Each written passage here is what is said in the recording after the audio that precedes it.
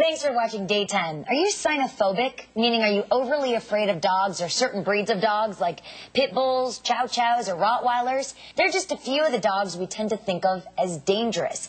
But does breed really dictate bad behavior, or are circumstances a better indicator of behavior in dogs? Here to help us understand the circumstances behind most dog attacks is pet lifestyle educator Kristen Levine, and she has brought Lotus here. Good to have you here. Thank you. And I've brought a very special guest. And why don't I tell you a little bit about her story before we get into the serious topic. Lotus was found 4 months ago floating in a canal with a piece of wood tied to her neck, an electrical cord, and a lock. Clearly left for dead. A good Samaritan found her and brought her to a wonderful animal shelter called Pet Pal Animal Shelter in St. Petersburg, Florida. Okay. They've spent the past 4 months nursing her back to health, socializing her, and she's actually available for adoption as we speak. She seems like such a sweetheart. Why would somebody do something like that? Well, your guess is as good as mine. Right, exactly. The problem is that the wrong people get their hands on these dogs, and they have ill intentions, and who knows what they're thinking. But unfortunately, breeds like Lotus, she's a pit bull mix. Right.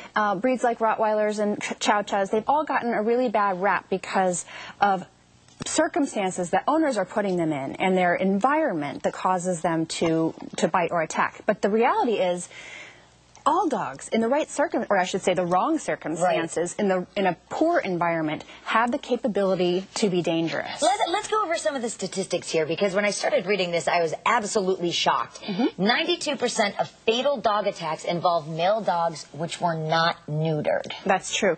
And immediately, an unneutered male is going to be slightly more aggressive and territorial than a neutered male. There's a lot more testosterone flowing. Yeah, and that doesn't mean that unneutered dogs are bad dogs. It's just that you take that and you combine it with other negative circumstances, and you potentially have a dangerous dog. Okay, 72% of fatal dog attacks involved chained dogs. Yes, and this is because when you chain or tether a dog, as some people do, the dog is already in a stressed situation. Yeah, because they know they can't get away from danger. They might not be able to reach shade or food or water. And so you're already putting a dog under duress. And so what happens when someone approaches this dog depends on how well socialized the dog is. I'm getting kisses right now. Sorry, I'm getting so many kisses. You also say, oh, and this is so scary, 50% of dog attacks involve unsupervised children under 12 years of age. That's right. I'm going to let Lotus go so she can go clearly that's a people problem. Right. Kids always have to be supervised around pets, even your own family dog. So a circumstance again. Okay, so let's quickly go through the dangerous dog checklist. Right. Yeah, I wanted to mention this great organization I just got involved with. It's StubbyDog.com. They're a nonprofit group that's working to change the perception of pit bulls and other dogs who have a bad rap because of things that bad people and situations that bad people put them into and made them dangerous dogs. Okay. So, and we'll have that on our website. That's, of course, daytimeonline.tv. And if you're concerned about a dog or you think it's in a bad situation, what should you do? Well, you should, first of all, avoid it. Avoid that potentially dangerous dog, and also contact the authorities. You can call your local police department. You can contact your local animal services department that will come out and do an investigation.